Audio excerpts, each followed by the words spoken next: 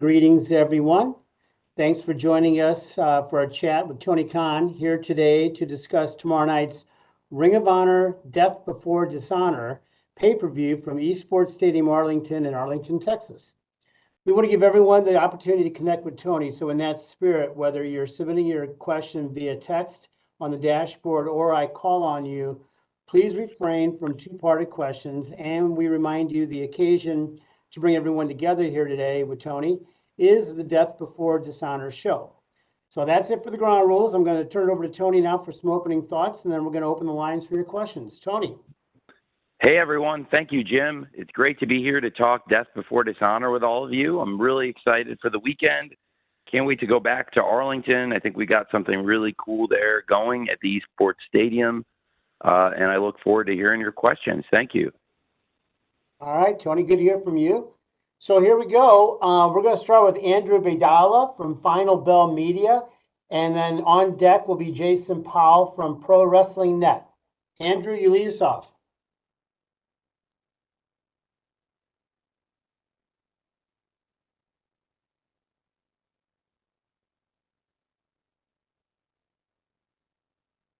Hey, Tony. Thanks for doing this. With last week's AEW Collision being sold out, and given the residency's success this far at the Esports Stadium in Arlington, would Ring of Honor consider exploring residencies for show tapings and live pay-per-views in the future? Thanks. It's a great question. I mean, this has been a really interesting experiment. We're really very happy with how it's gone so far. Really like the Esports Stadium and had a great debut there for AEW, and excited for tonight's episode of ROH, which features a lot of great content we shot there at the Esports Stadium. I think it's a great home for AEW and ROH, and I absolutely think we'd love to explore more shows here or in other unique and exciting venues. It's a very intimate experience, and it was great for the live show. The wrestlers really enjoyed it, and I think the live fans really enjoyed it. It was a great experience for everyone in Arlington, I think, and it did a great TV rating. We had great numbers. It was the highest rated episode of Collision in months, and it was a great week for AEW. We had the highest rating for Collision in over 2 months and the highest rating for Dynamite in over 3 weeks.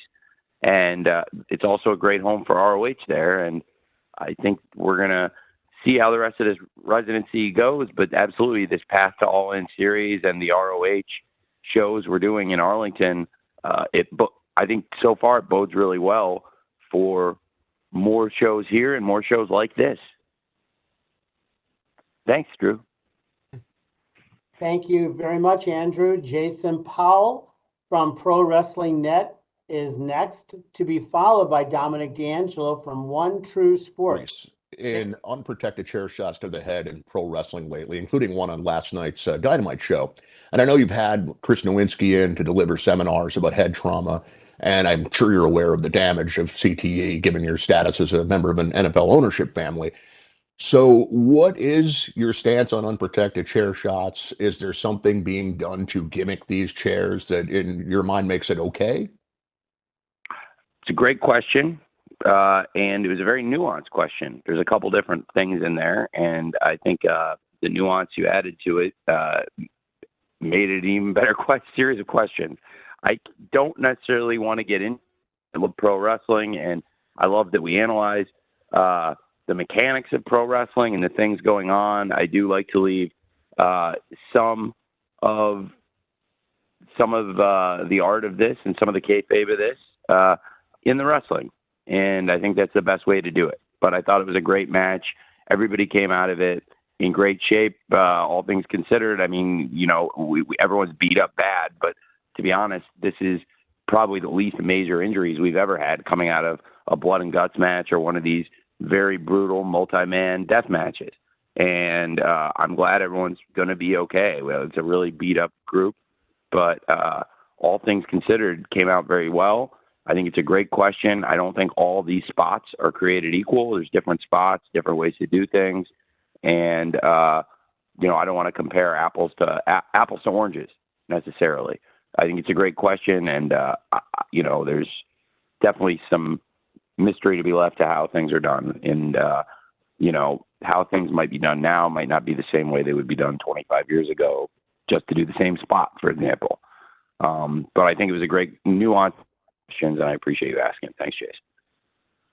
Thank you, Jason. Dominic D'Angelo from One True Sport is next, to be followed by Stephanie Chase from Stephanie Chase Wrestling. Dominic. Okay. Tony, you able to hear me Dom. all right? Hey, how are you, Yes, man? sir. Okay. Good, man. How are you? Good. Card looks great. It's a nice, tight little card. It looks really good with the matches. Mark Briscoe, Roderick Strong should be a lot of fun.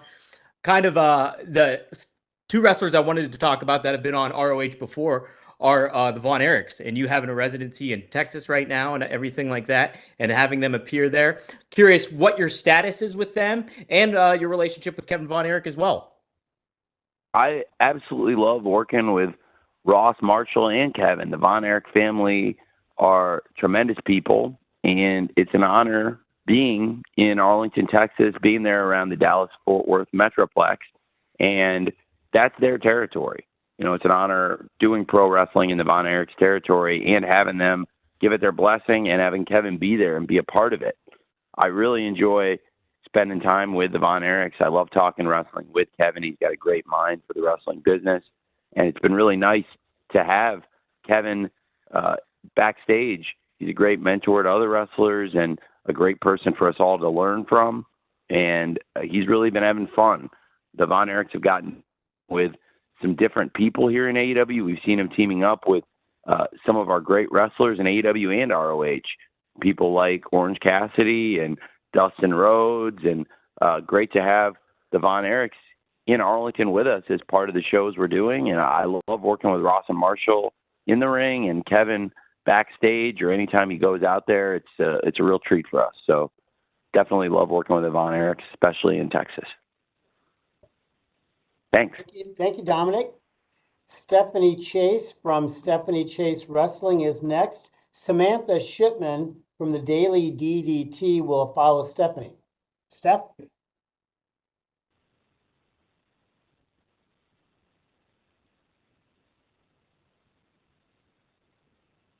Hi, can you hear me? Yeah, hi. Oh, hi. You're currently in negotiations regarding AEW's TV deal, and Ring of Honor's now been on Honor Club for nearly 2 years. Is Ring of Honor part of the package you're negotiating, or have you looked into getting it on TV again? Yes, I have. I've had good conversations with Warner Brothers Discovery, and Ring of Honor has come up in these conversations, which is exciting. It's really a great time for the wrestling business and for AEW, and an exciting time for ROH also, with AEW negotiating major media rights package and having these in-depth and exciting conversations that we're having right now with Warner Brothers Discovery as we speak. I think it's tremendous for ROH to be involved in this. And yes, it's something we have discussed. It's a great brand. We produce great Ring of Honor content weekly, and the pay-per-view shows like this Death Before Dishonor, as well as a great library of historical content and trademarks and all kinds of IP opportunities. So yes, it's an active conversation now, and Ring of Honor is part of the bigger AEW discussions that we're having. It's a great question. Thanks, Steph. Thank you, Stephanie. Samantha Shipman from the Daily DDT is next, to be followed by Arunaville Ghoshal from Sportskeeda. Samantha?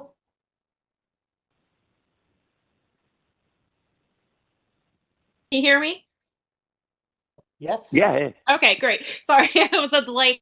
So I was curious because we see Death Before Dishonor is tomorrow night, and as of today, I know that we have an Honor Club episode coming up tonight. We have 5 matches announced for the main card, and typically by this time we have maybe 7 or 8 matches plus a 0-hour card. Can you talk a little bit about why you have, or will there be more matches added, and then why why these matches have not been announced prior to the show, as you have with previous pay-per-views? Well, we've announced 6 matches. So we've been out 6, not 5. By my count, I think we've got Mark Briscoe versus Roderick Strong for the World Championship. We've got Athena versus Queen Aminata for the Women's World Championship. Billy Starks versus Red Velvet for the Women's World Television Championship.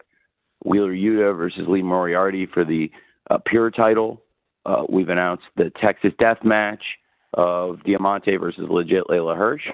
And we announced the Survival of the Fittest 6-way, which is a good segue. We've announced the Survival of the Fittest 6-way with the champion Atlantis Jr. defending versus Leo Rush, Lee Johnson, The Machine, Brian Cage, Shane Taylor, and Johnny TV. And I have had to make a lot of changes. We've had a lot of injuries. The Ring of Honor World Six-Man Champions had an injury, and I've had to vacate the Ring of Honor World Six-Man Championship in the past couple weeks here, and with Jay White out injured. Also, in addition to having one of the ROH champions out injured and that affecting the trio scene, one of the top stars who had been in the championship picture and was going to be, frankly, in the TV title picture, where he's made it clear it's a big goal of his to regain the TV title, is Dalton Castle. And I think Dalton Castle has done tremendous always on ROH, and in particular this past year I've really enjoyed working with him on ROH. He's done some great things, and I think he has a lot of chemistry with a lot of people on the roster, and I had ideas for Dalton Castle on this show, and he got injured, and I've had to make some changes to the card.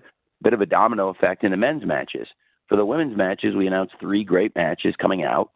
I'll be honest, if other companies announce 6 matches for a pay-per-view or even 5 matches for a pay-per-view, I don't think they'd get as much stick as I do. And I think pretty much anything I do in wrestling, I get more stick than anybody else per capita for just about anything I do. If I sneeze, people are mad at me.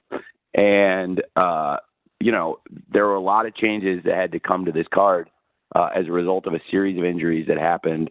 Like I said, on the women's side, losing Sky Blue does affect some things in both AEW and ROH because she's wrestled in both, and that was a challenging injury. But yeah, losing Jay White, who was a champion in the company, and then, of course, Dalton Castle, who was positioned to prominently feature on the card, have had to shuffle some things around. Really excited about the card, and the 3 women's matches on the card are matches I've really been excited about, and that have all been building up on TV consistently for a while. And I think people have wanted to see a lot of women's wrestling on pay-per-view and shows. And, I think hopefully everybody's really excited to have great matches like Queen Aminata versus Athena, even though Athena has been out injured and hasn't been able to wrestle on the show week to week, which we really miss because Athena is a big part of the show. Very excited about Athena versus Queen Aminata for the world title. Very excited about Billy Starks versus Red Velvet. These are matches that we really, since the last pay-per-view, we've been building towards, but due to a series of injuries, unfortunately, not everybody's been around. So it's kind of a theme of those injuries. I think those are both great matches for the championships with Athena versus Aminata, Red Velvet versus Billy Starks, and also really excited for that Texas Death Match, Diamante versus Legit Layla Hirsch. I thought their lights out match was outstanding last week, and it looks to be a great Texas Death Match. And I will be adding more things into the card, and frankly, we taped some really exciting stuff last night. We had a really hard-hitting Wednesday night. In addition to the blood and guts, we shot the Royal Rampage. There were over 30 wrestlers on the Rampage card last night, and I have to evaluate the roster. I can't just throw people into matches willy-nilly on paper based on what I want to do when I have that many people wrestling in something like the Royal Rampage, which is going to be a great match on Friday. You have 20 people in that match alone, and a lot that I'd like to use. And I have to look at who's banged up and who is actually going to be able to wrestle 48 hours after we shoot the Royal Rampage. So, I'm really excited about the card, and I think the 6 matches we've announced are tremendous. And looking forward to putting in some more great stuff now that I know who is likely to be cleared after last night's carnage. Thanks for asking. Thank you, Samantha. Arunaville Ghoshal from Sportskeeda is next, to be followed by Bill Bodkin from the Pop Break. Arunaville.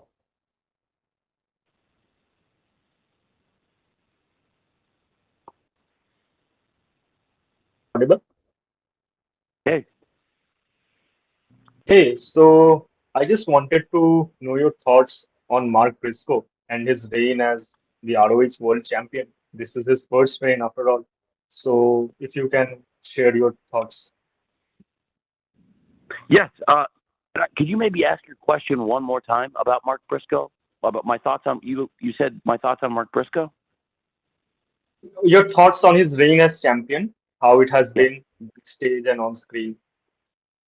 Oh yes. Well, I'm a huge fan of Mark Briscoe. It's whenever we have Mark Briscoe in AEW and in Ring of Honor, and across our shows, Mark Briscoe is one of our top stars. He had this amazing match on Blood and Guts last night and a great promo, too, that really helped bring the match and his team together, in my opinion. And I think the world of Mark Briscoe. It was here in ROH where I started working with Mark Briscoe, and it means a lot to me. It means a lot to me to have Mark Briscoe as the Ring of Honor World Champion.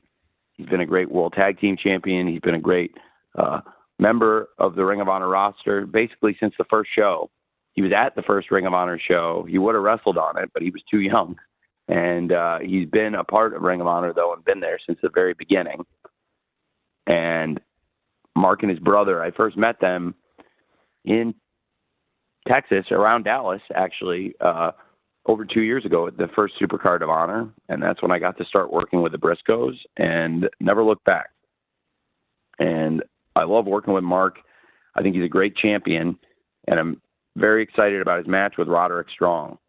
There's a lot of history going back with Roderick Strong and the Briscoes, and now there's a lot of history that's been established here between the conglomeration and the Undisputed Kingdom.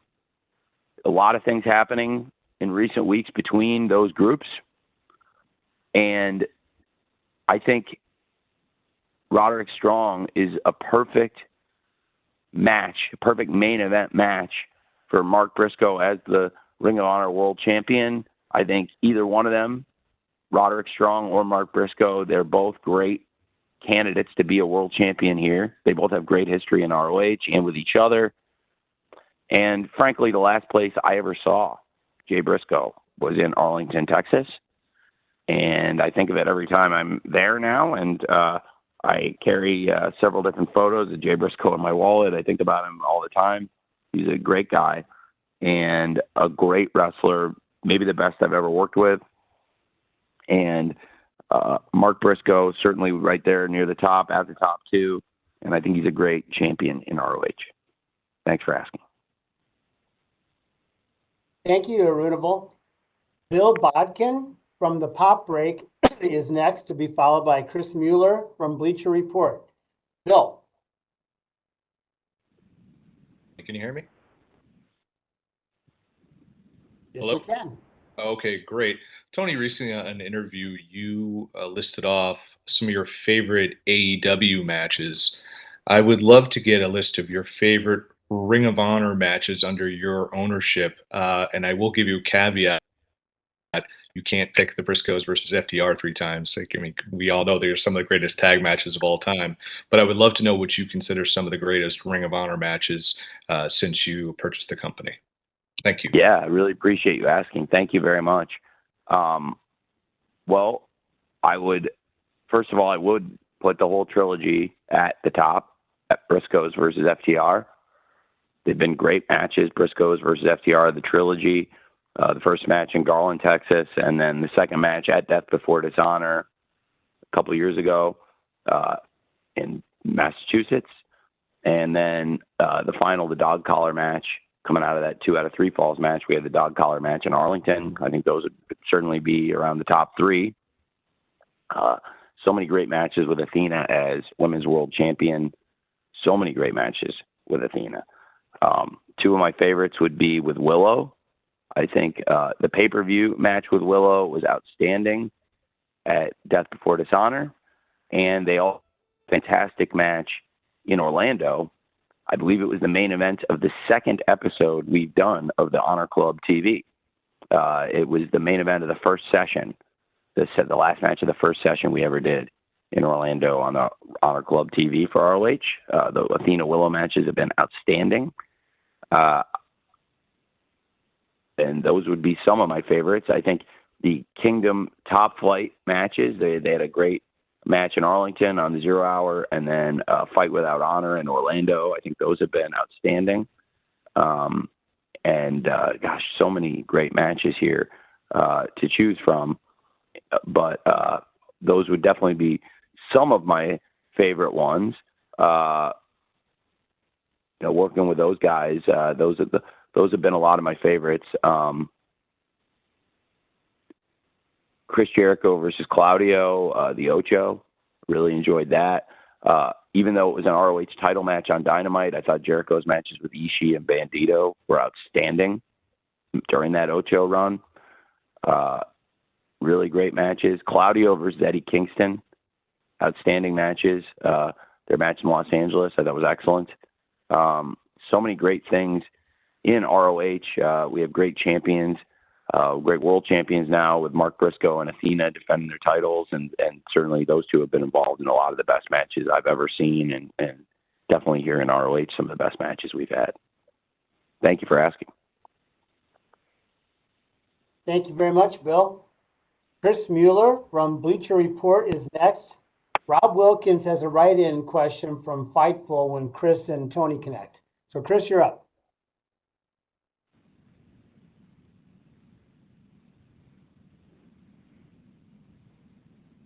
Hey, can you hear me? Yes, we can. All right, great. So, Tony, you had mentioned earlier about Jay White's injury, unfortunately forcing you to strip the titles off the Bang Bang Gang. But in Ring of Honor, we've seen a couple of champions have extended periods of time injured without having to relinquish their title. I was wondering if you could go into what factors you use to decide whether an injured champion will just continue to hold their title or if it's going to be stripped and a new champion will be crowned. A lot of times it depends on the prognosis. It's a great question. A good example is Wheeler Yuta with a concussion. It's a very unpredictable injury. We didn't know when he was going to come back. He got injured in January against Eddie Kingston in Daly's place and was out several months.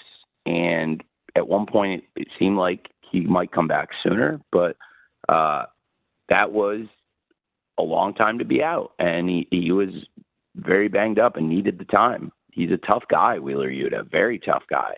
And he did the right thing. He had concussion symptoms and sat out. And I wasn't sure when he was going to return, but because we didn't know it was going to be such a long time frame at the beginning,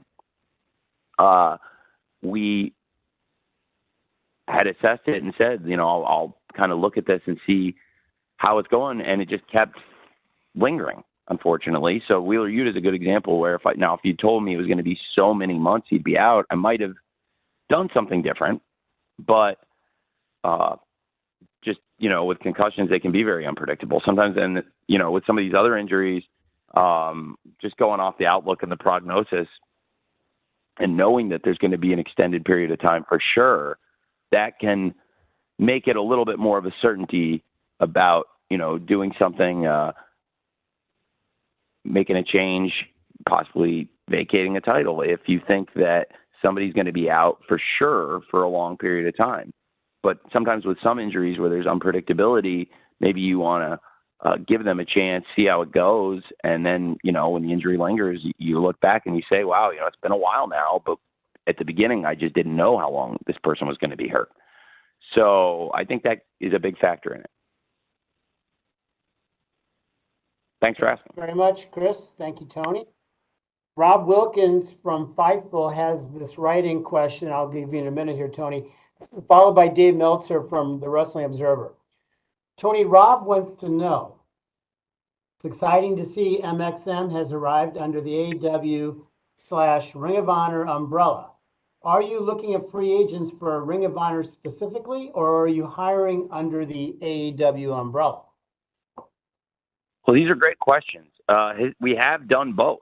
We brought people in to work in ROH and then given them opportunities in AEW. By taping right now Collision and ROH in the same place, it gives us great opportunity to have flexibility moving people across the rosters, even having a bullpen of people to call between shows. And it's been tremendous. And I really do like it. And I think with the hot Texas crowds we have, they love coming to the wrestling shows, and they are so hot for these matches. And I think that right now, wrestling in AEW and ROH, it's a lot of fun. And by taping the shows together in this really exciting, intimate environment, it gives us a lot of synergies between the companies, including the ability to utilize some of the wrestlers, often young wrestlers, in different spots and getting them a lot of experience, sometimes in both AEW and ROH. Thanks for asking. Thank you very much, Rob. Dave Meltzer from the Wrestling Observer is next, to be followed with a write-in question from Cam Hawkins at The Ringer. Dave.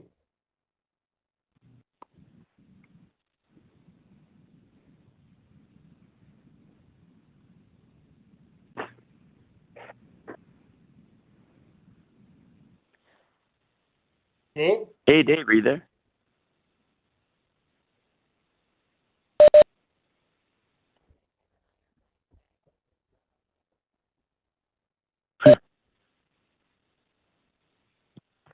Can you hear me? Yeah, got you now. Okay. So earlier we were somebody had asked about the TV deal, and my question was that for Ring of Honor or even potentially for AEW, is there a possibility of like a split deal, like not just WBD and another network, perhaps? And have you opened up anything in that direction? You know, similar to like what WWE's done, what the NBA's done, things like that. That's a great question. We're still having great conversations right now in this exclusive window, and I think it's a very interesting possibility, an exciting thought, and very focused right now on the conversations we're having here at TNT and TBS and with Warner Brothers Discovery about AEW and potentially ROH as well. And that right now is 100% of the focus as we're working through this exclusive period. And they've been such great partners to us. And when you look at the history of pro wrestling, there's so much utility, so much history, and it just fits and feels right for there to be pro wrestling every week on TNT and TBS. And I want to make sure that's still a great American institution, because I really believe in that. And I'm very proud we brought that back with AEW on TNT and TBS every week. I think it's a very exciting time for AEW and now also for ROH because of AEW's profile and the exciting opportunities we have in the media landscape right now for AEW and what we've been able to do with ROH and really grown the brand in exciting ways and built Honor Club to where it's its all-time high under our leadership and ownership in terms of streaming subscribers and putting great content on Honor Club. I think that can be an exciting possibility for ROH as well. And right now we're exclusively talking to Warner Brothers Discovery about these things, but absolutely, I think there's a lot of demand for AEW in the market, and anything's possible, but definitely very excited about everything at Warner Brothers Discovery right now. Thanks, Dave. Thank you, Dave. I've got a couple write-in questions here. The first one here is, what do you feel is different artistically and aesthetically about Ring of Honor in 2024, and how will you keep that direction going forward?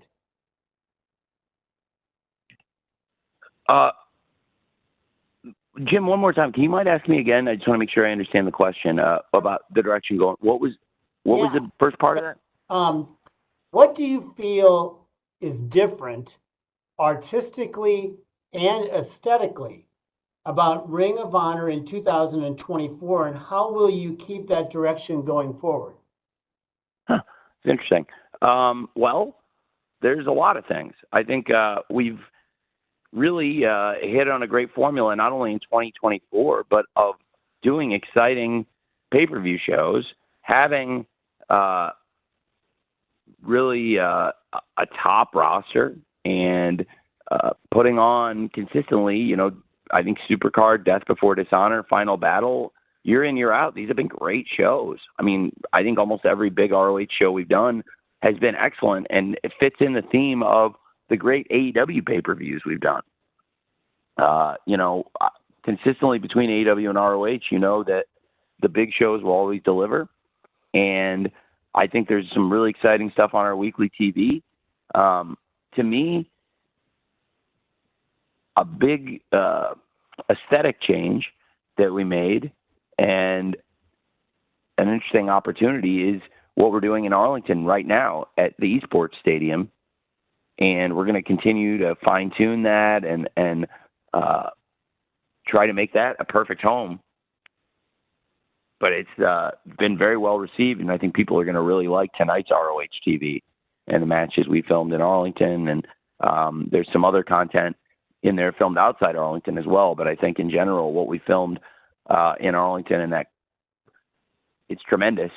And we've had good experiences shooting in those kind of intimate environments before, but I think it's going to make for an excellent environment for the pay-per-view show on Friday night. All right. Thanks, Tony. Getting some write-ins here. Here's another one. Atlantis Jr.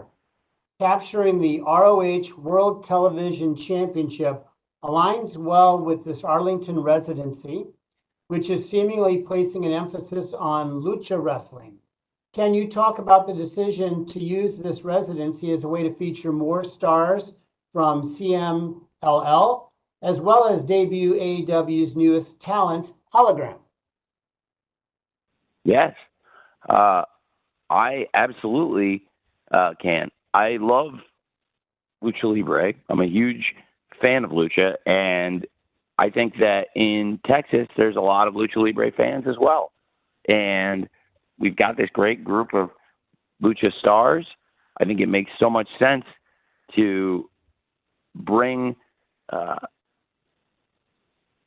that great style and these great luchadors to an environment where the fans are red hot, passionate, and it's a place where there's a great history of Lucha Libre. So it's definitely a concerted effort. It's by design to bring some top luchadors into AEW, into ROH, and have these great matches there in Arlington at the Esports Stadium. And we're going to continue doing that. It's definitely something we believe in. It's been a great partnership recently with CMLL and bring in some of their top stars, as well as having a lot of our top stars go to Arena Mexico. And recently, Willow Nightingale became the CMLL Women's Champion. And we want to continue expanding and developing that great partnership.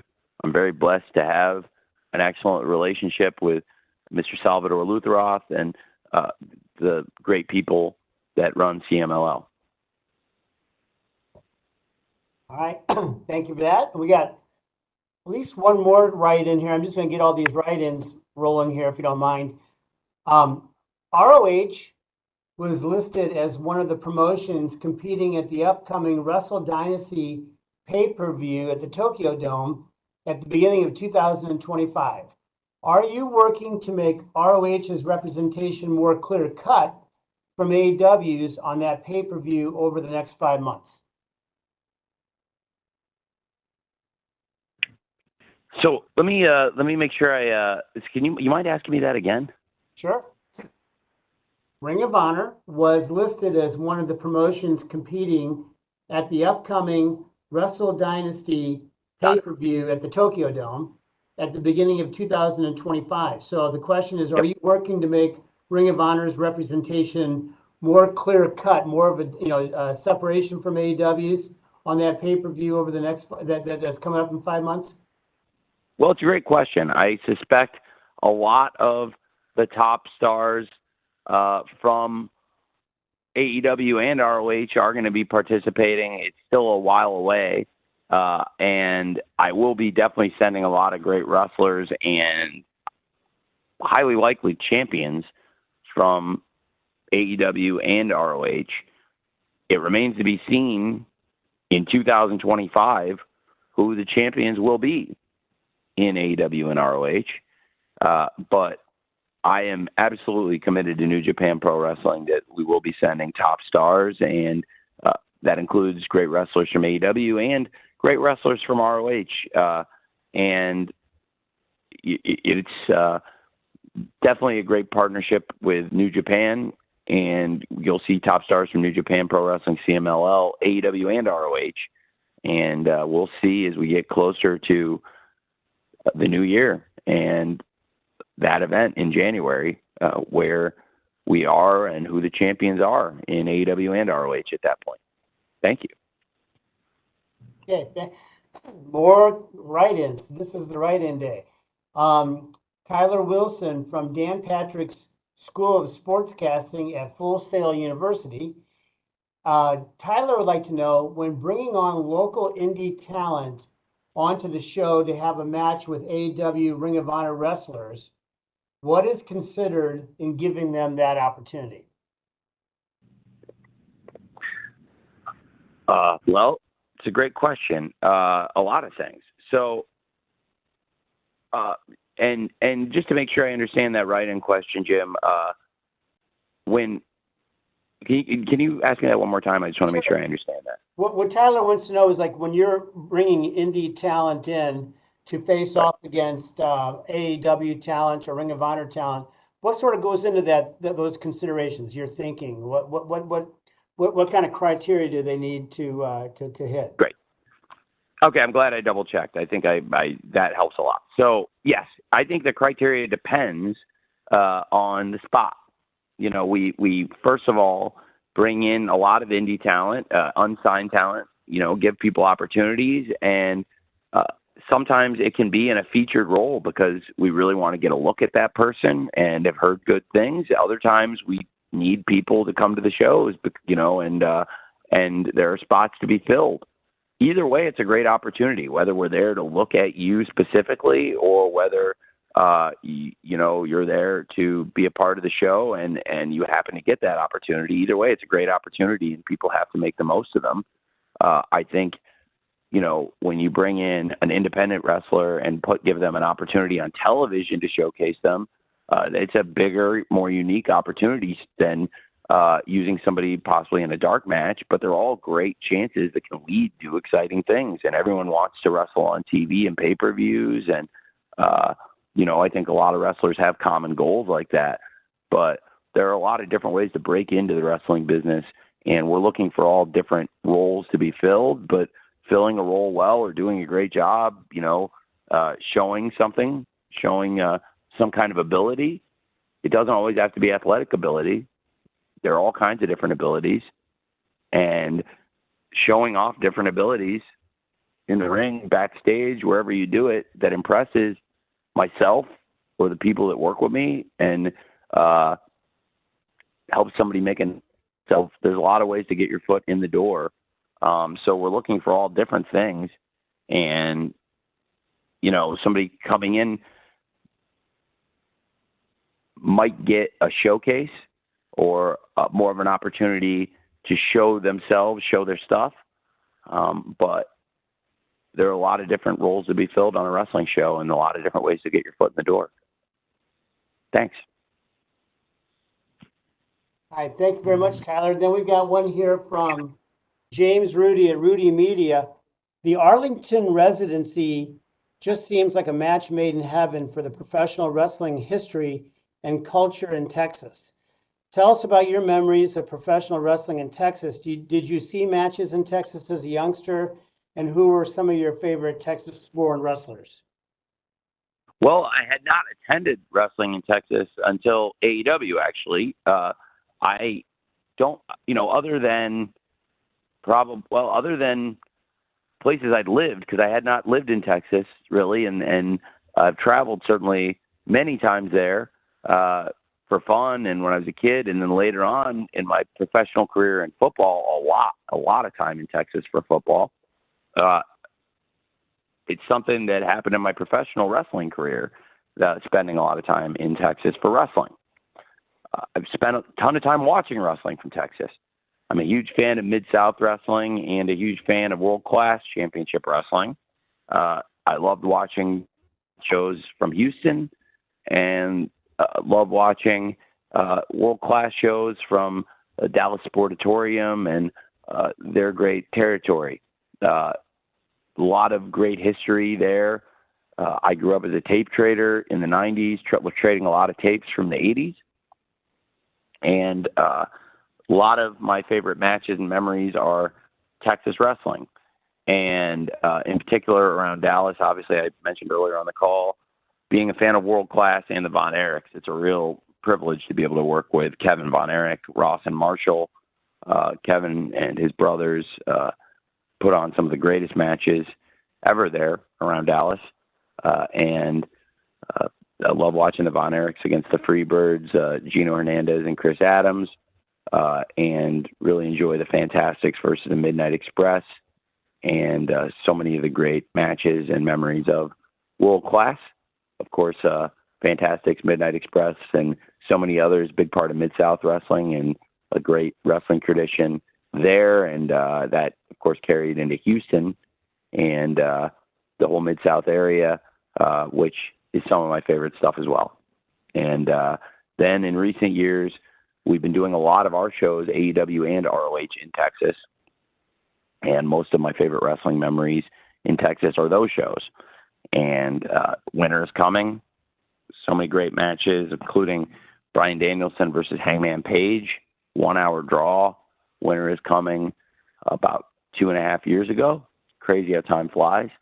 Have really enjoyed doing those shows in Texas, and then also the Ring of Honor pay-per-view shows we've done around Dallas, in Garland, and now in Arlington as well. And I mentioned before the Ring of Honor World Tag Team Championship matches, the Briscoes versus FTR. The first and last of the trilogy were around Dallas, and those are definitely some of my favorite wrestling memories in particular. And, like I said, it was the last pay-per-view of 22, Final Battle 22 in Arlington. That was the last time for a lot of us, including myself, that we ever saw Jay Briscoe. So it brings some great memories of Jay when we come to Arlington anytime. Thanks for asking. Yeah, I've got one more write-in, and then after that, we're going to go to Brandon Thurston from WrestleNomics. The next write-in here is from Party Pod, asking just generally, Tony, your thoughts. 2 years ago in March of 22, you announced the acquisition of Ring of Honor. Your memories and your pride now that you're 2 years plus in. Well, it's been amazing. It's a couple years in, very amazing. It doesn't feel like 2 years have flown by, but really incredible where we're at for AEW and ROH. It's a really exciting time in the media landscape, a huge opportunity for our promotions and for ROH. I think to have some great champions and championship matches and rivalries showcased on this event, it speaks really highly of Ring of Honor. When I acquired the company, they had an uncertain future a few years ago, and I believe now some of the best champions in wrestling and some of the best matches and moments in wrestling in recent years have come from ROH, and it's been an amazing revival of a great company with a great history. And I love that, and I'm very proud of what we've been able to do for years. Thank you. Thank you, Tony. Thank you. We have Brandon Thurston from WrestleNomics will be next, followed by Brian Zillum from PW Torch. Brandon. I was wondering if you could tell us if there's any truth to the report that there's an agreement in principle between AEW and WBD for a TV renewal. Well, we're having great talks. It's still in conversation, so I think that would be premature to say that we're all set and done, because that's still what we're working on. So having great talks, including today, and have had some great meetings with the executive team, Mr. Zasloff, Kathleen Finch, Bruce Campbell, and the great people at Warner Brothers Discovery. They've put a lot of time in and had a lot of great meetings and conversations. So it's still something we're all working on together. So yeah, I think it would be premature to say that for sure, but also important to note that it's a very good ongoing dialogue that we're having. Thanks, Brandon. Okay, and we're going to wrap up here probably with Brian Zillum from PW Torch. We may have a couple more write-ins here, actually, Tony, but Brian, you're up next. Hey, Jim, can I tell you something? Yes, sir. Or Brian, it's interesting. I don't usually do this, but since Brandon brought it up and asked, I had a major member of the wrestling media mention to me yesterday, WWE is telling people that, and I don't know why WWE is telling people about our media rights deal. I don't really know what it's any of their business. I don't really understand why WWE PR calls people and talks about my business. WWE PR is telling people that the deal is done, and that the deal is done at the same level that it was going to be our previous deal. That's not the case. I don't know why WWE PR and why major wrestling media members who are very credible and have never lied to me are, I don't know why they're telling people that. It's none of their business. I think WWE PR really gets involved in a lot of things they shouldn't get involved in. And I can tell you that is very untrue, because when we make a deal for AEW, it's going to be a great deal with a big increase over what we've been doing. We're in a really good position. We've been doing great business here despite what they're trying to do to us. Thanks. You got it, Tony. Thank you for making that point. And with that, we will close with Brian Zillum from PW Torch. Brian, you're up. Hey, Tony, how are you? Hey, great, Brian. Good to talk to you, sir. Good to talk to you as well. Thanks for your time today. Tony, I wanted to ask, with AEW doing the path to All In up until August 17th, has there been any concern regarding fan fatigue? Obviously, you're running a lot of shows, including ROH taping. Has there been any thought or intrigue about maybe getting any other local businesses around the area to help you move tickets, whether that be the Texas Rangers or you've got venues like the Six Flags and even the Dallas Cowboys at all to help you out? Well, it's a great question. We have great people around us. Absolutely. I mean, right now we're having very good success, and right now it looks like a lot of people want to be at these shows. And after people saw the venue and how much fun it was on TV, we've had great ticket sales and movement. And there's a lot of partners here in the area to work with. One thing that works in our favor big time is these hot crowds. I mean, talk about a great natural resource. The red hot Texas wrestling fans, to be able to tap into these people. Absolutely. You couldn't ask for a better group of people to come week in, week out to wrestling shows. And that's something that we're really tapping into here, but absolutely to bring in new fans, to bring in more fans. There's a lot of great partners in the area, a lot of great people to potentially work with. I have so much respect for the great people at Six Flags. I really like them. And obviously they are in the area, and I've had some nice talks with them. I just think they're fantastic people, and would love to talk more to them. They're very near to where we're located here, and I've had some really nice interactions with them since you brought them up and asked about them. And of course, you mentioned the great ball clubs around the area, Texas Rangers, a great client of True Media Networks, my analytics business, right now working with so many great major league clubs and media partners, including the Texas Rangers and the Dallas Cowboys, who are also our partners in the National Football League and my really good family friends. So tons of people we could always work with in the area. It's great thoughts, and just so much exciting infrastructure and relationships and people, just great human beings here around the Dallas area that we can work with. So I think that's a great question and a great thought, Brian. Okay, thank you, Brian, and thank you, everybody here. I thought we'd give a little time here toward the end, Tony, with so much ahead in your life and career with not only the pay-per-view tomorrow night, but you got Premier League starting, the NFL's around the corner. So if you didn't mind, I thought I'd just give you a few extra minutes here just to kind of, share your thoughts on all things in your universe.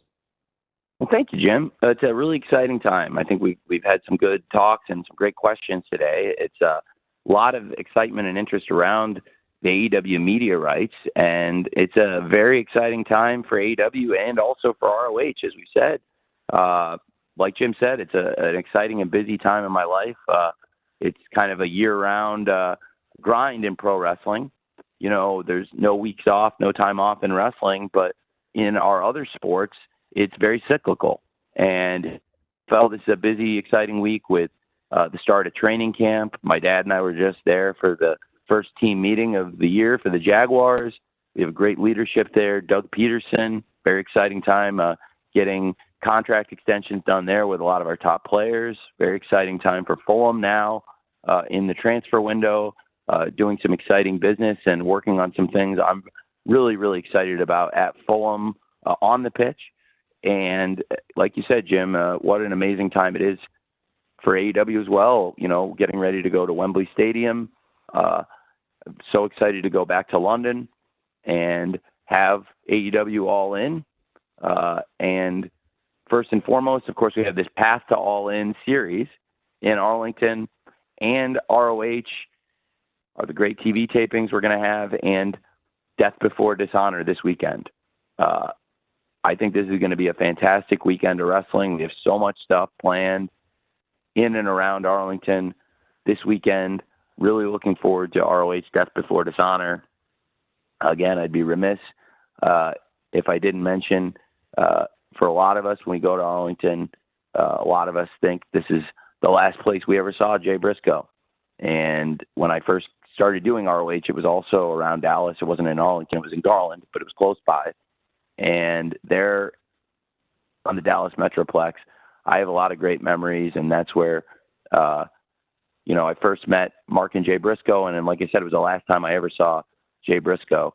And I think in his memory, I would love to have a great Death Before Dishonor show, and so much of what we do is dedicated to his family, his memory, and I expect great matches tomorrow, top to bottom. I think Athena, the women's world champion, going against Queen Aminata. It's such an exciting match. Very excited about Athena's protege, Billy Starks, making her first ever pay-per-view defense of the Ring of Honor Women's World TV Championship. In fact, it is the first defense on pay-per-view ever of the title since it was launched. And what a great challenger, Red Velvet, somebody who in that TV title tournament had an amazing showing, some great matches. One of those matches was against legit Layla Hirsch, and what a rivalry she's built with Diamante. I think that's going to be an outstanding Texas death match following the great Lights Out match last week. And man, speaking of Mark Briscoe and his family and the history, you got to talk about Roderick Strong. And talking about Ring of Honor and the great history of this company, you got to talk about Roderick Strong. He's one of the greatest wrestlers we've ever had in AEW, and he's also one of the greatest stars in the history of ROH. He's got a lot of history with the Briscoe family, and that's going to be an amazing world title fight. So much great stuff on the show. I really appreciate all of you giving me the opportunity to talk about what we're doing in ROH and in AEW, and everything going into Death Before Dishonor and Collision and this big weekend in Arlington. Thanks to all of you in the wrestling media for being here. I know I've said it before, but I really do mean it. Without your coverage and all of you taking the time to write the stories and cover the wrestling business and the wrestling shows, you make it possible for the fans to stay on top of the industry. And I know all of you work basically year round also. There's no time off for you either, for the most part. And I appreciate you. Thanks for covering our show. And it was nice talking to so many of you today. For those of you that are going to be in Arlington, I hope to see you there and I'll try to answer everybody's questions in person also. And if you didn't get a question in today for any reason, hopefully I'll get a chance to answer your question in Arlington in person, and I promise I'll do my best. Thanks for being here, and Jim, thank you for moderating. It was great. Of course, my honor. And with that, thanks everyone. Our time with Tony always goes by fast. Today was no exception. So be looking for the audio file that we'll be sharing shortly. And on behalf of Tony and everyone at Ring of Honor and AEW, we thank you for attending today. We're grateful for your faithful coverage, as Tony noted. And we hope to see you in person tomorrow night in Arlington, Texas. Best wishes, everyone. Bye.